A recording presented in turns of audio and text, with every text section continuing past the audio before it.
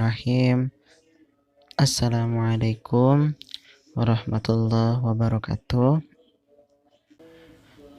Ya, berjumpa kembali dengan saya Alfitur Rafa dalam pembelajaran kita pada hari ini di kelas Al-Quran dan Hadis. Sebelum kita mulai materi kita pada hari ini, mari kita untuk bersama berdoa terlebih dahulu agar ilmu yang dapat kita ambil akan jadi bermanfaat untuk kita semua. Amin ya robbal alamin. Menurut keyakinan dan kepercayaan agama masing-masing, berdoa dipersilakan.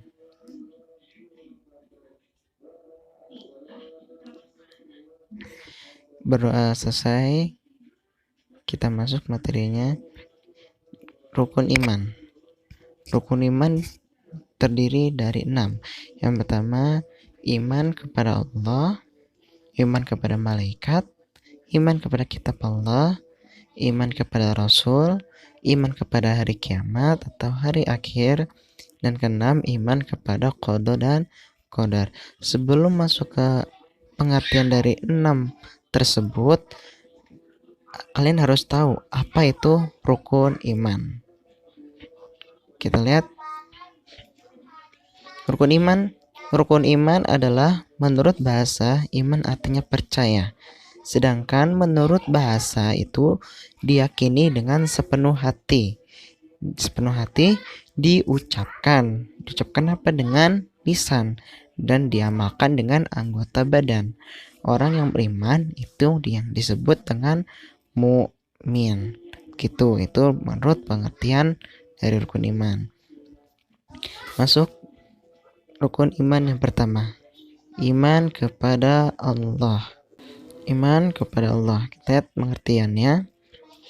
Iman kepada Allah yaitu percaya sepenuh hati bahwa Allah itu adalah Rabb, Tuhan pencipta alam, Tuhan kita, Maha Kuasa, penguasa langit dan juga bumi, Maha Penyayang, dan segala sifat Maha lainnya. Untuk itu kita wajib beribadah dan meminta pertolongannya kepada siapa? Hanyalah kepada Allah Subhanahu wa ta'ala. Kita lihat di sini contoh perilakunya. Contoh perilakunya yaitu sholat. Ya, sholat merupakan rukun iman yang pertama. Oke, lanjut selanjutnya. Yang kedua, iman kepada malaikat. Apa itu pengertiannya? Malaikat itu adalah makhluk Allah yang diciptakan dari nur atau cahaya. Malaikat itu selalu tunduk dan patuh atas perintah Allah Subhanahu wa ta'ala dan tidak pernah sedikit pun membantahnya. Malaikat merupakan makhluk gaib. Artinya apa? Artinya itu tidak dapat dilihat dengan panca indera manusia. Manusia tidak bisa melihat jin, ya, tetapi jin bisa melihat kita. Namun kita wajib iman dan juga percaya kepadanya. Jumlah malaikat itu sangatlah banyak hingga tak ada yang mengetahui jumlahnya tersebut kecuali hanyalah Allah Subhanahu wa ta'ala. Di antara nama malaikat yang disebut dalam Al-Quran, kita lihat contohnya nih. Kita lihat contoh perilakunya yaitu memberikan sedekah kepada orang miskin. Ini akan dicatat amal perbuatan baik kita oleh malaikat. Nah, di sini ada tulisan bahwa segala perbuatan manusia akan dicatat oleh malaikat-malaikat yang diutus oleh Allah Subhanahu wa ta'ala. Yang ketiga yaitu iman kepada kitab-kitab Allah Subhanahu wa ta'ala. Nah, di sini Allah itu menurunkan kitab-kitabnya kepada para nabi sebagai apa? Sebagai pedoman umat manusia untuk hidup kita di dunia agar selamat di dunia dan juga akhirat. Nah, di sini Allah memberikan 4 kitab yang Allah turunkan kepada para nabi. Yang pertama itu kitab Taurat. Taurat ini diturunkan kepada Nabi Musa alaihi salam. Yang kedua kitab Zabur. Zabur itu diturunkan kepada Nabi Daud alaihissalam. Yang ketiga, kitab Injil, kitab yang diturunkan kepada Nabi Isa alaihissalam.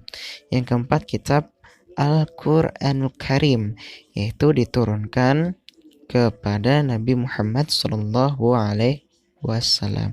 Kitab Al-Quran ini merupakan kitab terakhir yang diturunkan oleh Allah kepada Nabi Muhammad Sallallahu Alaihi Wasallam. Kita contoh perilakunya.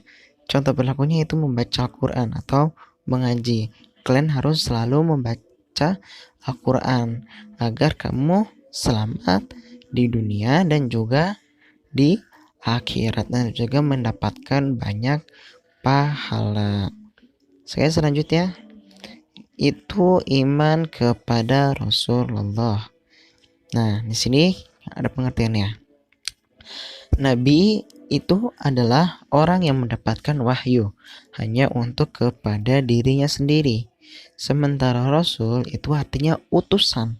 Rasul Allah adalah utusan Allah yang mendapatkan wahyu untuk disampaikan kepada seluruh umatnya.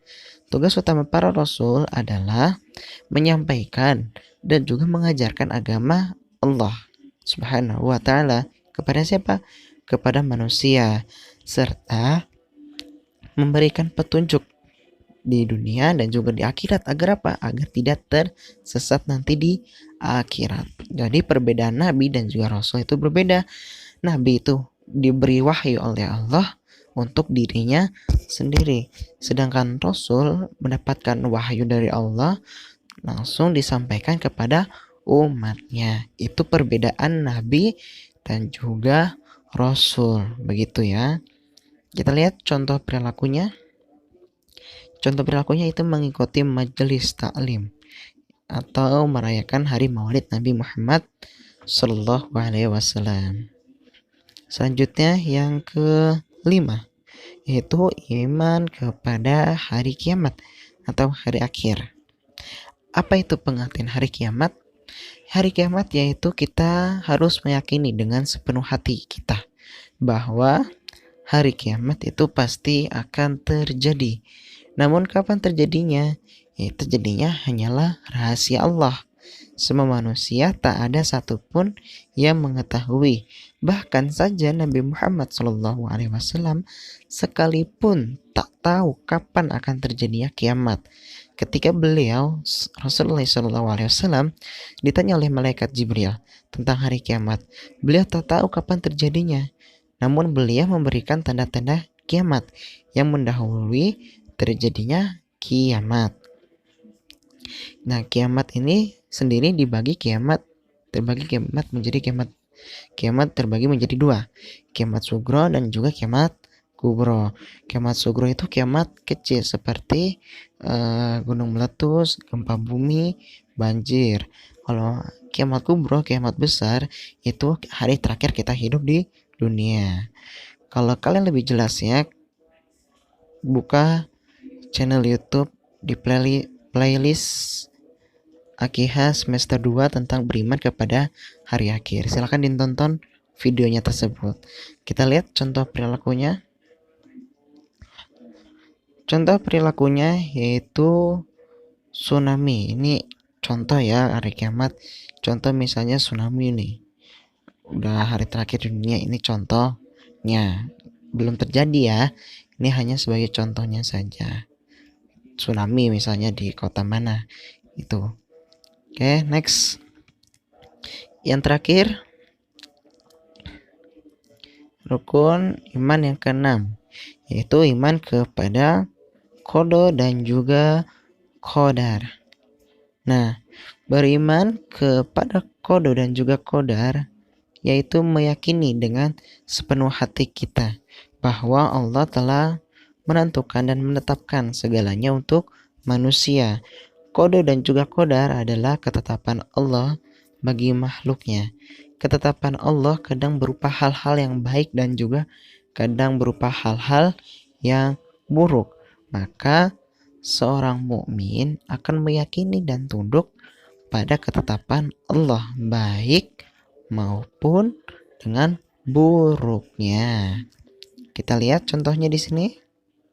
Nah, ini contohnya. Manusia itu tidak bisa menentukan segala sesuatunya.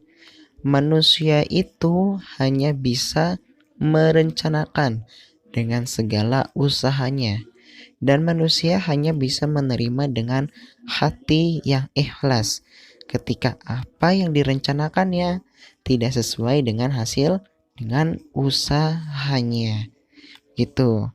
Oke, sampai sini ada yang ingin ditanyakan tentang beriman kepada rukun-rukun iman? Jika tidak ada, di sini ada soal.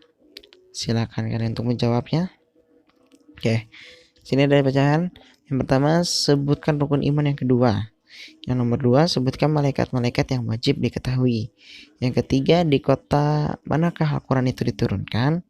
Yang keempat, iman kepada Allah, rukun iman yang keberapa? Yang kelima, berapakah jumlah juz dalam Al-Quran? Yang keenam, berapakah jumlah surat dalam Al-Quran? Yang ketujuh, kepada siapa Al-Quran itu diturunkan? Yang kedelapan, rukun iman yang keberapakah?